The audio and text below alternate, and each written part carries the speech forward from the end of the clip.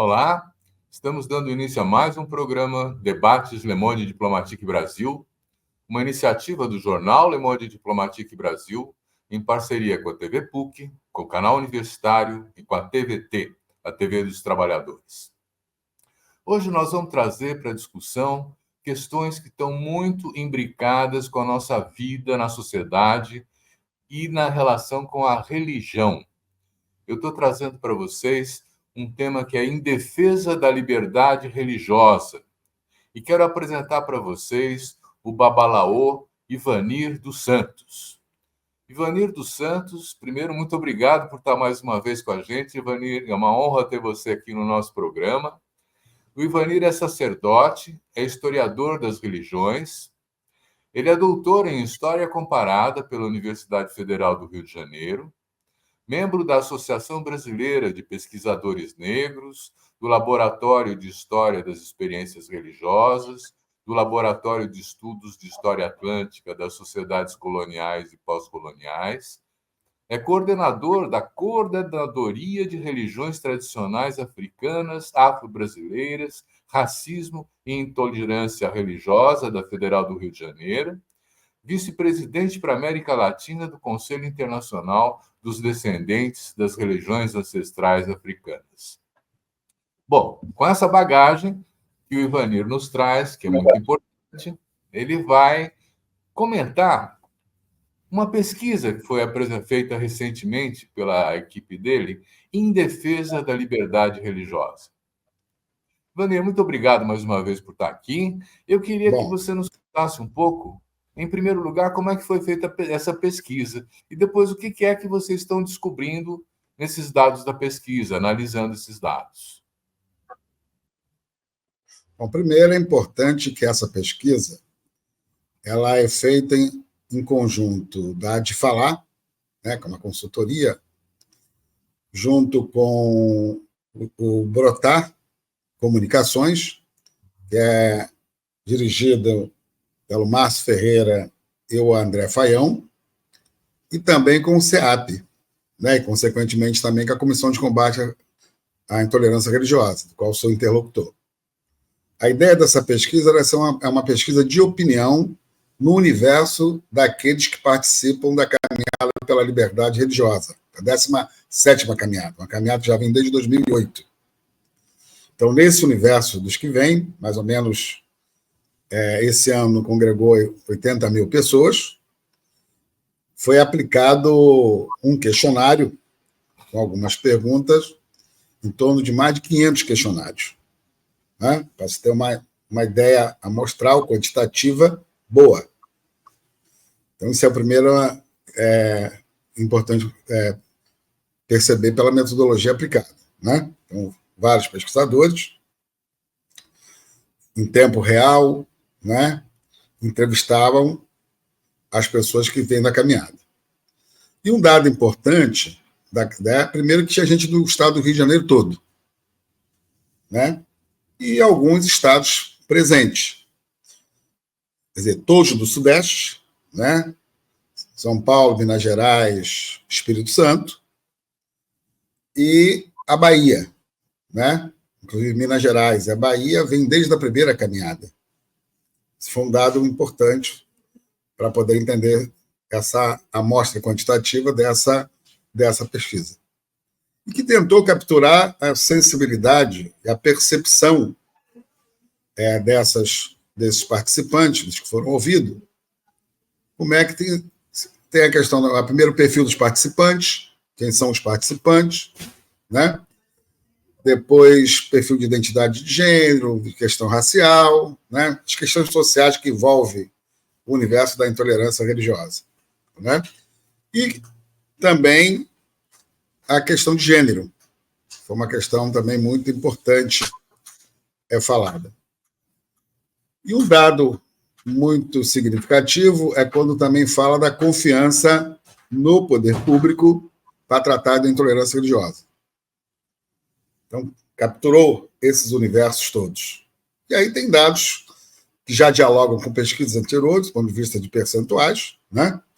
De que os mais atingidos são as religiões de matriz africana, isso todas as pesquisas mostram, interessante observar que cada ano aumenta, né?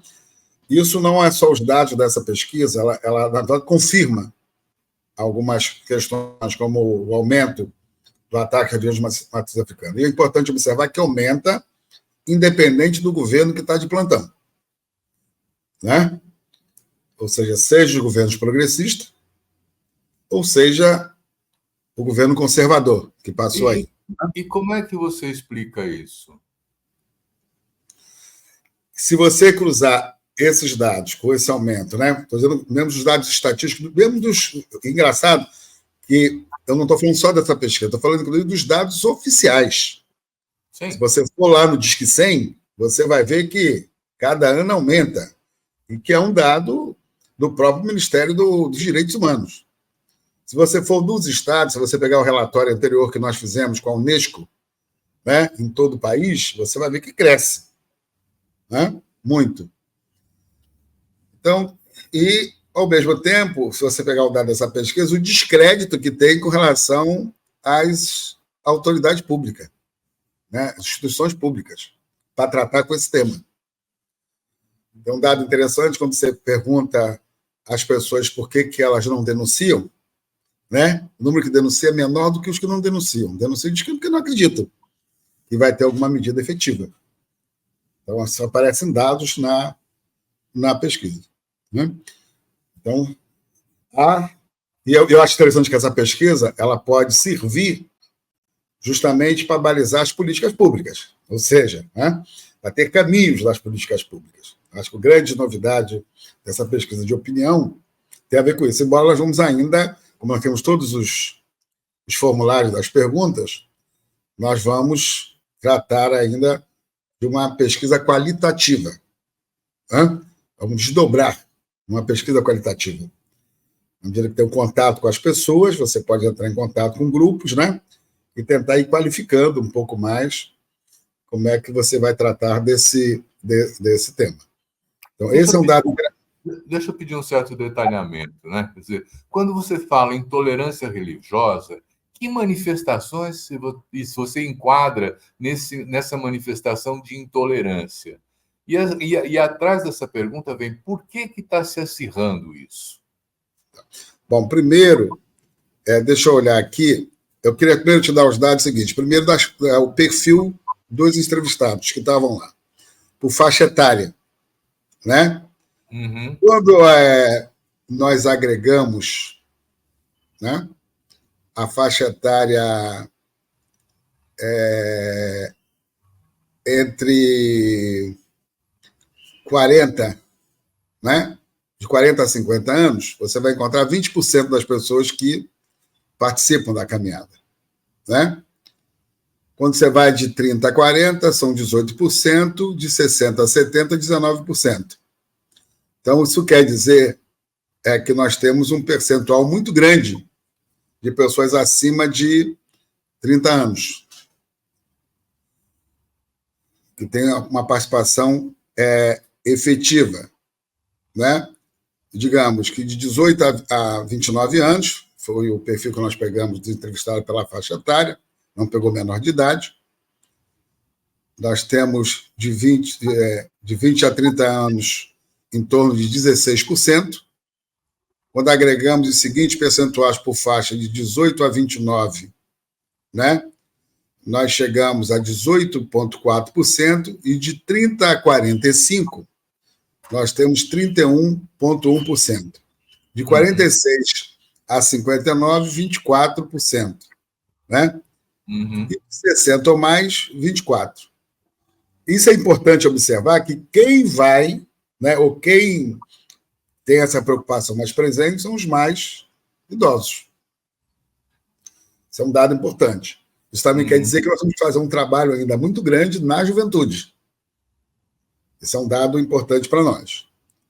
Quando nós chegamos na questão de gênero, né, a ampla maioria dos entrevistados são mulheres cis. São 58,4%. São 295 do universo dos pesquisados. O homem cis dá 37,2%.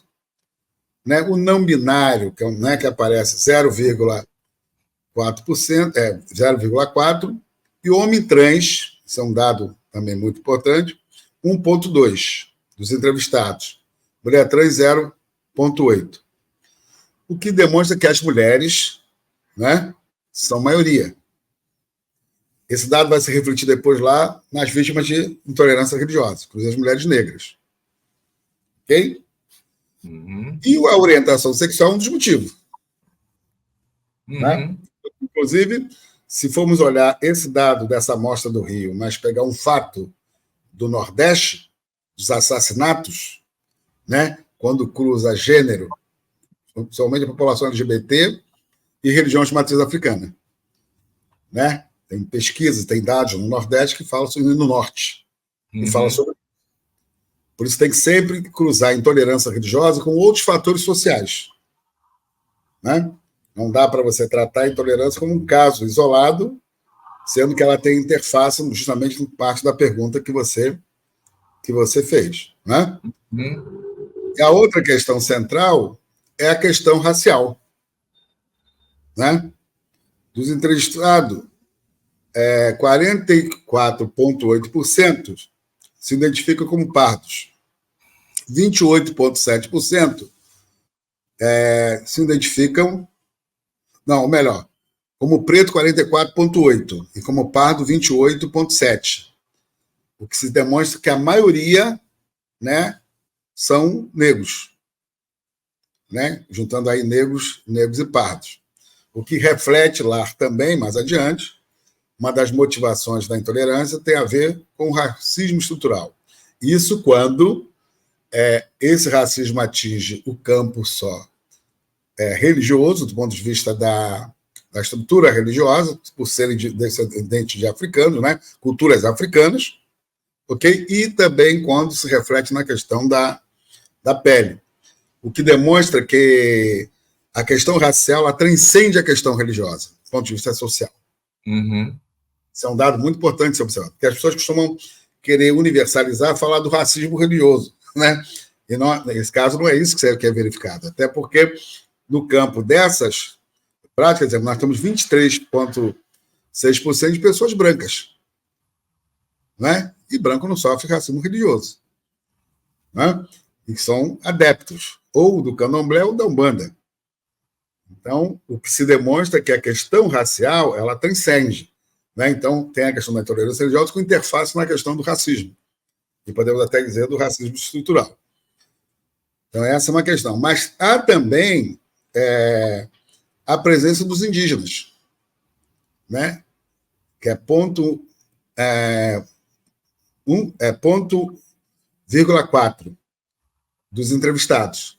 Então, os indígenas também trazem essa preocupação para a questão da sua própria identidade, né? Que você está falando de grupos, embora hoje você tenha uma questão séria, como tem também na comunidade negra, que é o crescimento do pentecostalismo e do neopentecostalismo. Né? Você tem um crescimento nesses dois grupos. Por exemplo, teve uma aldeia que não quis participar da caminhada porque ela é evangélica. Isso foi muito interessante. Ela é discriminada quanto indígena, né? Mas quanto evangélica, ela não vai à caminhada. Né? Esse é um aspecto muito interessante do debate que também se estabeleceu.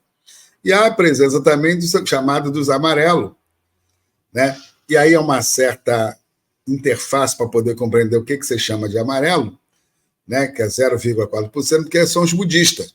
Mas só que tem muitos brancos budistas no Brasil. Nem todos os budistas são asiáticos. Mas o fato de eles estarem vestidos como budista, eles são fruto também da intolerância religiosa e do preconceito.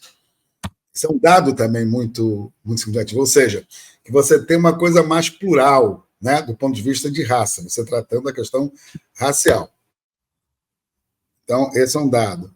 E um dado que me chamou a atenção, isso que eu não esperava, né, porque, do ponto de vista da subjetividade na sociedade, parece que o candomblé, né, sempre foi tido assim como fosse um grupo de religiosos de ignorantes. Né? Essa era a subjetividade da sociedade, do preconceito que a sociedade tem com relação a essas práticas. E aí o interessante do ponto de vista da renda familiar, 12% recebe até um salário mínimo, os entrevistados. Isso é um dado importante. Acima de um salário mínimo até 3, são 36%. Você viu a 4? Quase 50% somando os dois, né? Mas se você levar em conta também acima, é mais interessante que se você somar acima de 1 até 3 e somar de 3 até 5 dá 23%. Na verdade, da maioria de 3, né? Isso demonstra, por incrível que pareça, se você fizer um diálogo para entender isto, uma população de maioria negra, né? De Canoas, então você, embora tinha outros grupos religiosos na caminhada, você reflete também a questão das políticas sociais dos governos anteriores, dos governos do PT. Uhum. É a grande diferença que nós temos quando não se entende como é que esse pessoal, que mesmo tem uma melhoria do ponto de vista econômica, nesse caso ele identifica a questão da intolerância, né? A questão séria que o atinge, mas nem sempre quer dizer que 100% tem uma visão do ponto de vista progressista. Tá. Onde o dado da religião, às vezes, né? Ela não está ligada à questão das construções sociais. Essa é uma questão que nós temos que um pouco pegar aí. Tá. E é um dado também muito significativo que acima de 5 salários mínimos até 10, você tem 14,9%. Então, você tem um bolsão, né, de pessoas privilegiadas. Esse caso aqui, ele vai dialogar também com outro caso muito importante, com outro dado importante, né? É quando você vai olhar a questão da formação intelectual. Ok? Uhum. Então, esse é um dado, né, que eu vou ver aqui, que é muito interessante, porque a maioria que vai tem curso superior completo. A caminhada dos entrevistados. Uau. Entendeu? Entende? Ou seja, se você tem no subjetivo da sociedade, como se fosse uma religião, né, ou um grupo, majoritariamente pessoas sem instrução, majoritariamente pessoas que são ignorantes, digamos isso, né? Que você, ao professar esse tipo de prática, você é um ignorante, não é isso que se revela. Pelo menos nesses entrevistados. Dani, não é natural que as pessoas que se mobilizam, que estão mais conscientes, que estão mais engajadas, que estão num processo de resistência, sejam aquelas que vocês estão mapeando nessa caminhada? Vamos chegar lá, que eu acho que é importante a sua pergunta. Mas antes de responder, vamos ver do ponto de vista cultural, né, a amostra dos 505 entrevistados. Né? Vamos ver as suas pertenças. Primeiro, religiões de matriz africana, como Candomblé e Umbanda, são mais representadas por 66,9%. Ok?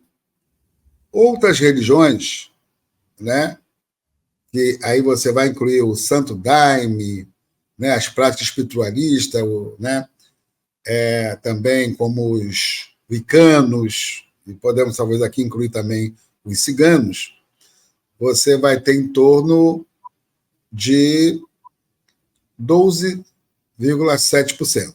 Mas há um dado significativo, para você entender que esse universo está indo além das religiões de matriz africana, que 9,1% são católicos que vão à caminhada. Ok? E tem um grupo, que é 5,7%, que diz simplesmente que acredita em Deus.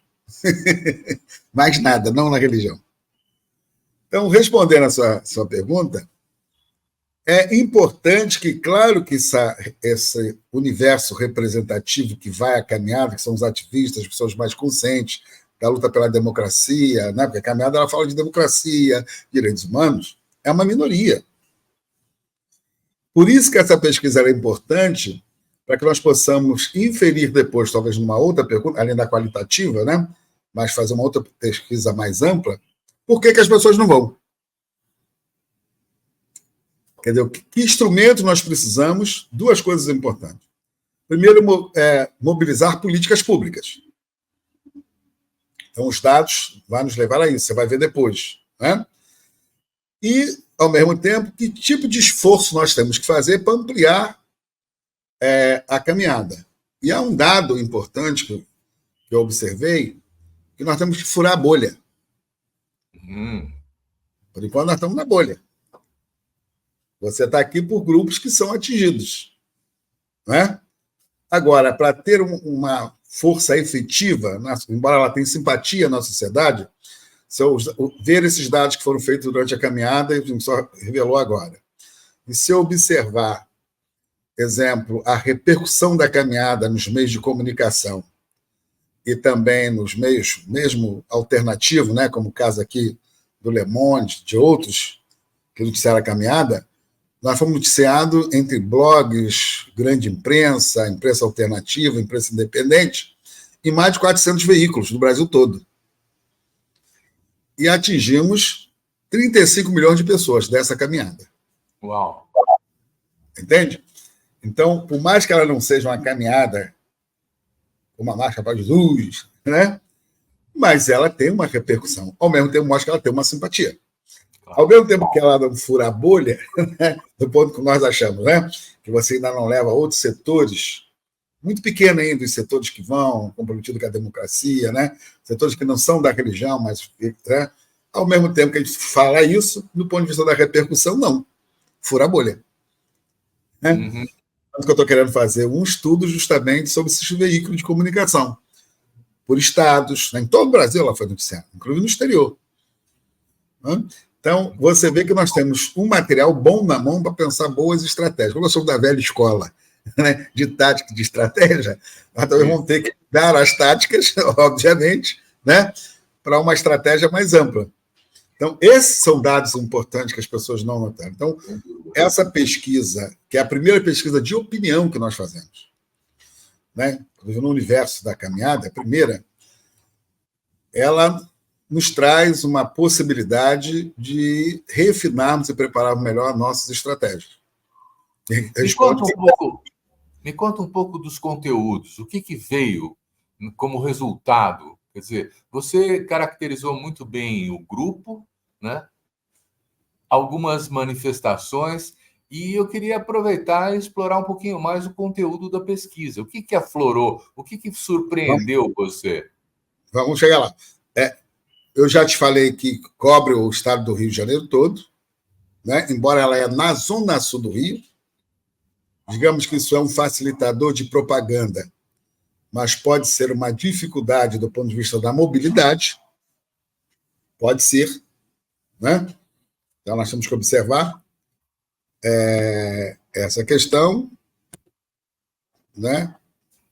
Eu te falei da participação, inclusive, de todo o estado do Rio, mas também falei dos estados do sul e sudeste, além do norte, nordeste, que é a Bahia.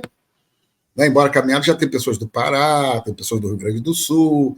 Nós estamos falando da 17ª, esse aqui é o retrato da 17ª. Vamos dizer que se na 18ª a gente faz uma outra pesquisa para poder fazer um comparativo. Né? Como nós não temos das outras, né? Não dá para ainda fazer um comparativo, mas dá para a gente ter uma sensibilidade do que ocorreu. E aí, uma questão importante é a questão, de eu lhe responder, onde nós chegamos, dos meios de transporte, né? Como as pessoas veem a caminhada. Né? A ampla maioria, ela veio de meio de veio por sua própria conta. Né? 21% vem de ônibus regular, né? 21% vem de outros, ou seja, vem de carro, né? Vem de outros transportes. E, isso é um dado importante, 38%, que a maioria, vem a pé, ou seja, a galera que mora na área ali da Zona Sul. Né? Vem um pessoal de Uber, vem de van. E é um dado interessante também que veio de ônibus alugado de conta própria, né, caravana, e outros que nós conseguimos articular que pudesse vir. É um universo grande. Isso quer dizer o quê? Que é uma caminhada de forma espontânea.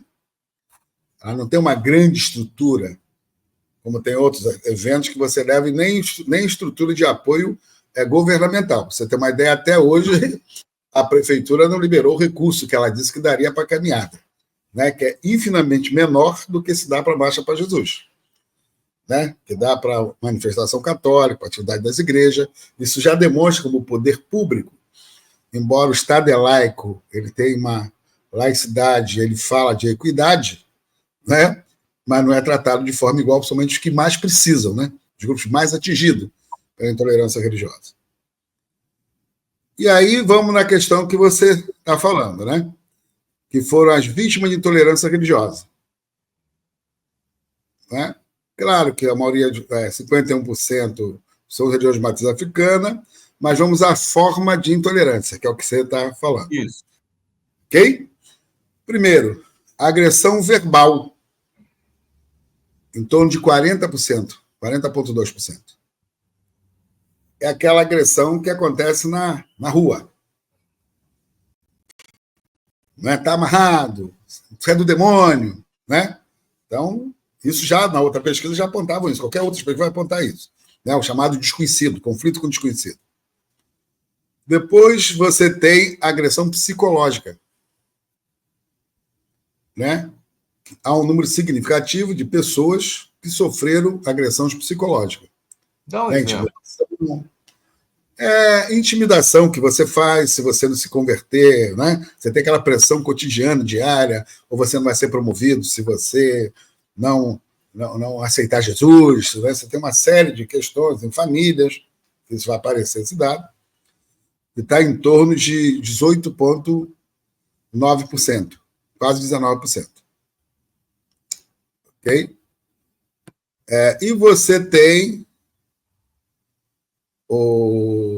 a exclusão social, são pessoas que são excluídas, né, do meio, está também em torno de 19,1%, e tem 5% de agressão física. Né? Há casos, inclusive, que levam até a morte. Eu acabei de falar casos do Nordeste, aqui no Rio também tem casos sobre isso, na medida que são áreas que você tem um chamado traficante evangelizado. E destruição dos objetos religiosos, uma coisa grave, né? Em torno de 5,2%. Essas coisas. 5,2%. E tem, claro, agressão online.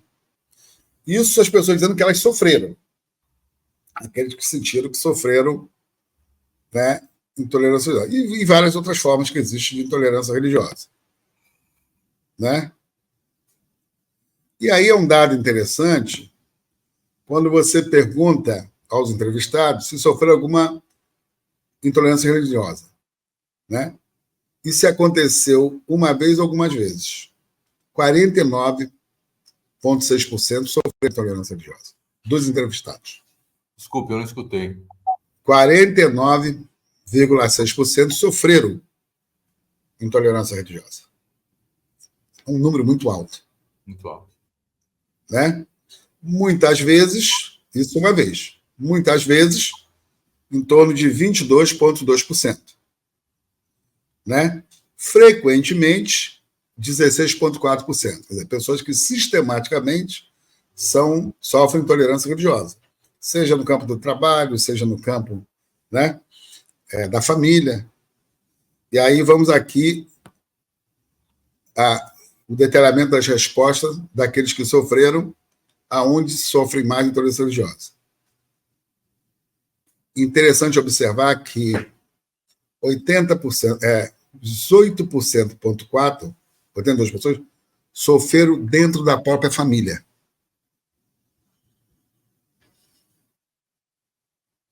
Isso é grave. Né? Sofreram dentro da própria família.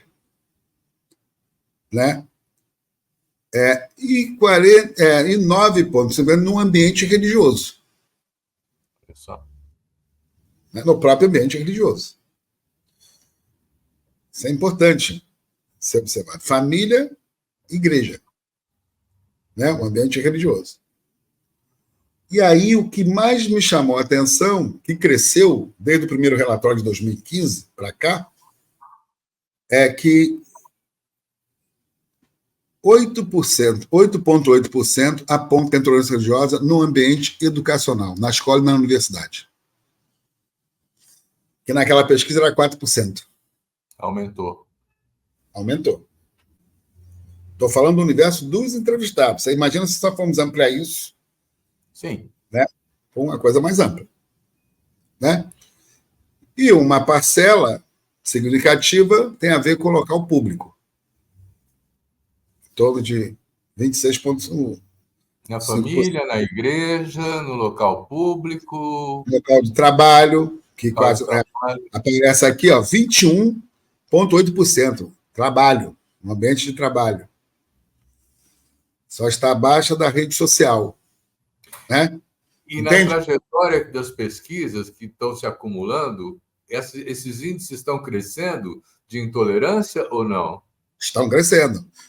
Mesmo pegando essa amostra, esse universo, pela primeira vez nós pegamos uma entrevista que não é o dado, porque uma coisa é você pegar dados de quem denuncia. Dado coletado, você tem fonte de quem denuncia por telefone, que é o tal do Disque 100, ou do que registra na polícia, né? E são dados subestimados, obviamente.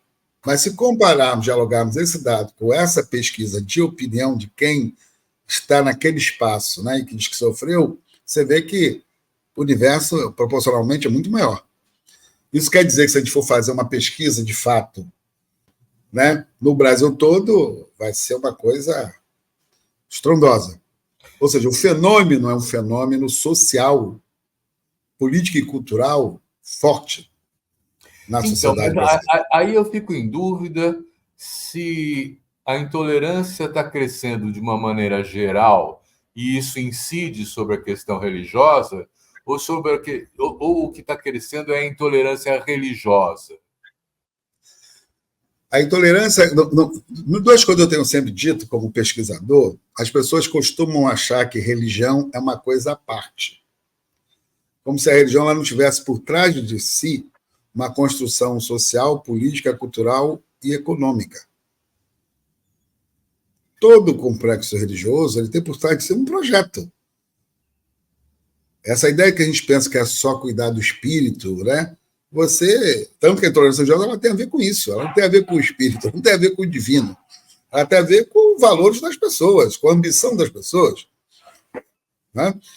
Do ser humano. Isso não tem a ver com lá por cima, como você interpreta é diferente. Então, ela cresce porque cada vez mais que você cresce, né, um segmento que usa-se da religião para aumentar o seu espaço político, né, e, através da política, aumentar o seu projeto econômico, seus interesses econômicos, seus interesses culturais. Basta ver as legislações que são aprovadas, né, no Congresso Nacional. Elas não são aprovadas para melhorar a casa de todo mundo, digamos, esses grupos. A pauta deles são pautas específicas. Uma das pautas fundamentais é quando você transforma o gospel em cultura. Isso é economia. Porque essas lideranças elas são lideranças empresariais do mundo gospel. Né? As gravadoras, entendeu? Mas parece que, pura e simplesmente, tem a ver com a questão religiosa. Então, fazer uma leitura da religião como se ela fosse a parte das construções das várias esferas da sociedade é um erro, tem sido um erro. Tem sido um erro. Por isso que nós não podemos generalizar, porque você vai encontrar pessoas que são evangélicas e não pensam dessa forma, pensam mesmo do ponto de vista de amar todo mundo, da solidariedade, né, do respeito, que essa é o cerne da teologia, inclusive cristã, né? Amar o próximo como a si mesmo. Então, quando você sai para o ataque misógino, homofóbico e racista, você sai desse campo. Esses resultados preocupantes da pesquisa que você traz nos falam de uma sociedade que não está conseguindo conviver de uma maneira solidária, de uma maneira a defender valores humanos de uma maneira universal, né? E aí você marca muito a presença das discriminações, das exclusões, da violência e a prática da resistência também, porque esses 80 mil na rua são uma resistência, né? Quer dizer, nesse sentido, Quer dizer, os organizadores dessas manifestações, que são vocês, quer dizer, como é que vocês têm essa capilaridade para poder chegar aos 80 mil na rua? Então, antes de eu te responder isso, eu vou dizer um dado muito importante que eu tinha te falado antes. Vai. Você denunciou a intolerância? Você pergunta àqueles que sofreram. Né? E aí você vai ver que 80,2% afirma que não denunciam os casos de intolerância que sofreram. 80% não denunciam. Os que denunciam são 18,9%, ou seja, a maioria não denuncia. Esse é um ponto importante que tem que ser observado. Aí vem aqui aquilo que eu me falava antes. Por que não denunciou? Essa era a pergunta. Entre as pessoas que não denunciaram, as razões mais comuns foram: acreditava que não teria efeito. A denúncia não tem efeito. Foi a resposta citada por 3,3%. 0,3%. Entende? As pessoas não confiam, né? Então, esse é um dado muito interessante ser observado. E outros que não denunciaram, eles tinham outras razões adicionais, que podem incluir desinteresse em seguir processos legais, né?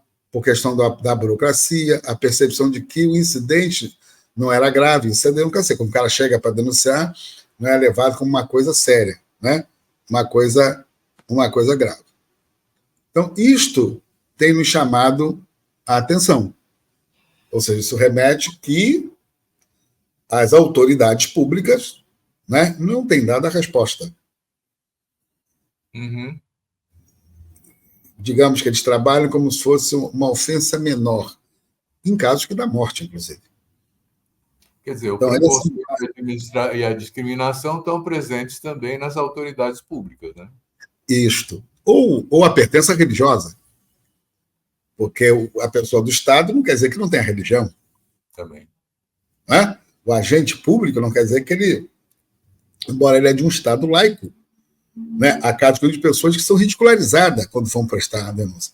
Não é diferente como era a questão do racismo, se você observar. Nos anos 90, no ano 2000, né, até a coisa crescer, era isto. Eu lembro que nós fizemos uma pesquisa, o CEP fez sobre atitudes raciais, e dava esses dados. Né, que dialogam muito bem como é que a intolerância e o racismo na sociedade brasileira, como você tem um componente muito conservador de tratar desses temas. Né? Então, essa é uma questão muito interessante. E aí, quando você vai justamente para desinformação e preconceito, é o que eles dizem que é um dos motivos que não se apura intolerância religiosa. Né? Outros vão dizer que a causa tem a ver com o racismo estrutural, em torno de 24%, mas a ampla maioria, 39%, vai dizer que é desinformação e preconceito que as pessoas têm.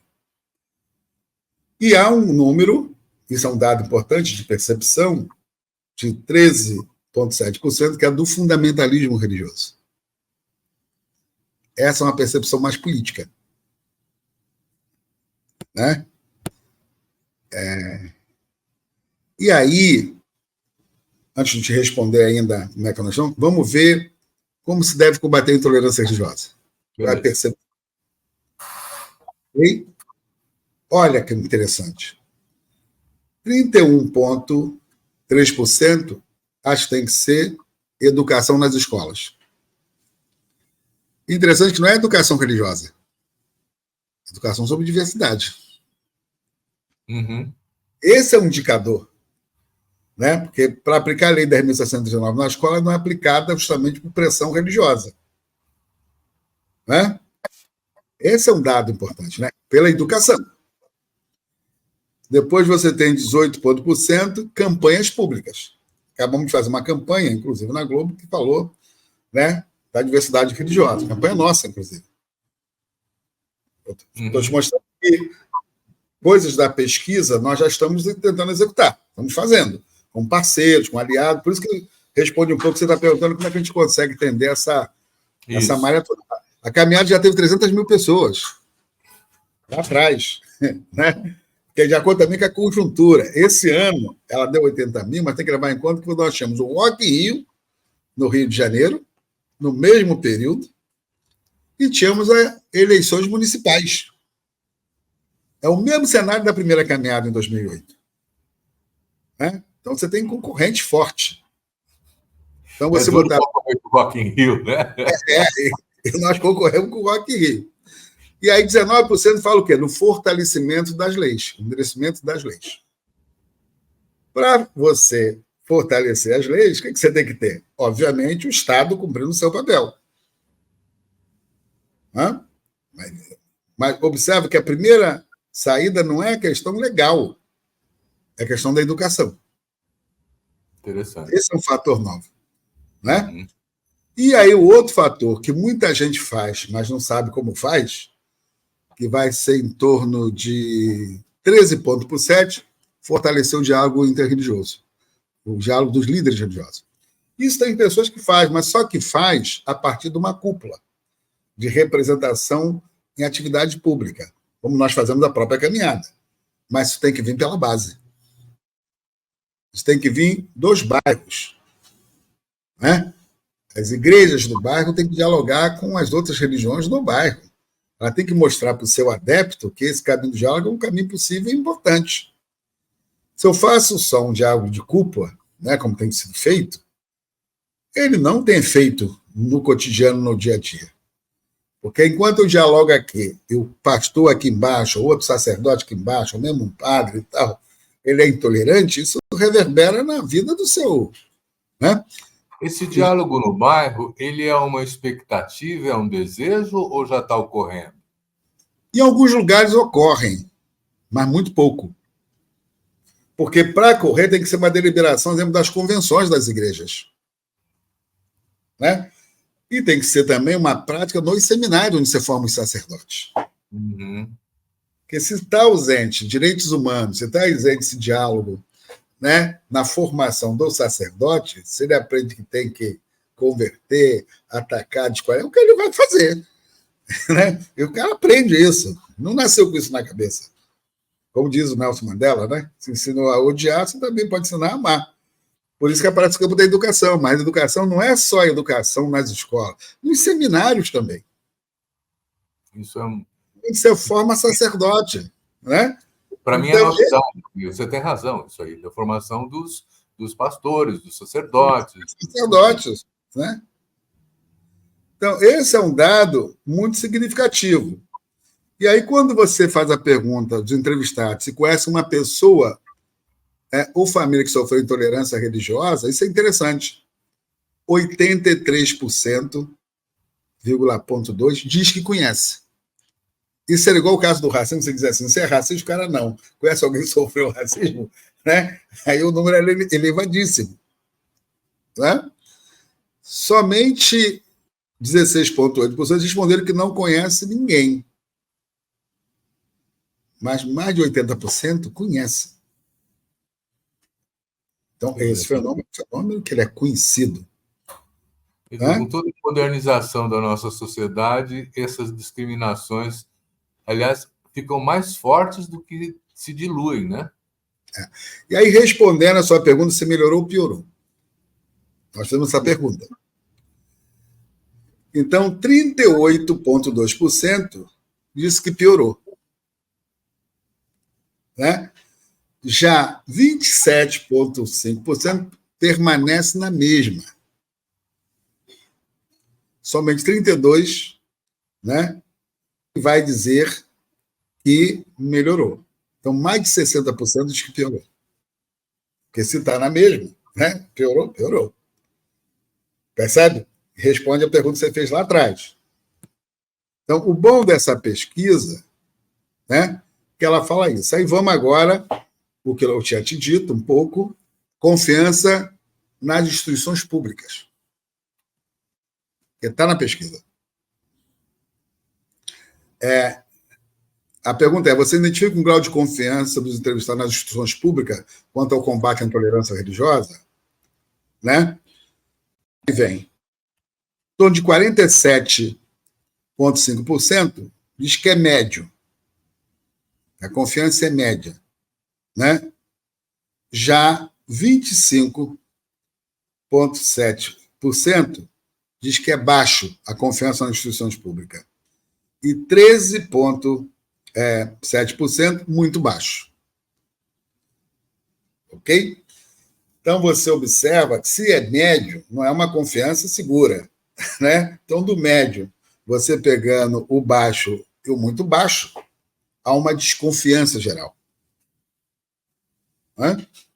O dado da desconfiança é majoritário sobre como as instituições públicas tratam da intolerância religiosa. Né?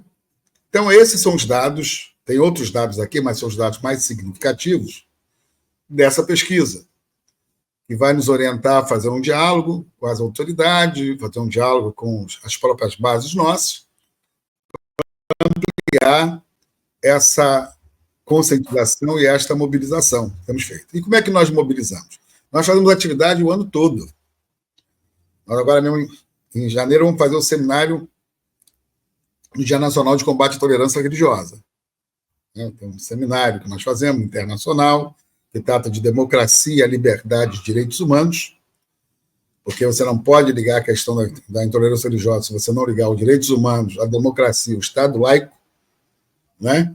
Eu acho que é fundamental, né? Mesmo um Estado sendo desigual, você defender a laicidade do Estado. E fazemos fórum, né? Fórum em vários lugares, principalmente aqui no Rio de Janeiro, porque o nosso alcance da comissão, embora ela tenha uma repercussão nacional e internacional, mas a gente primeiro, eu sou daquela setor de que vamos fazer primeiro bem em casa, né? Você faz bem em casa, você repercute para fora.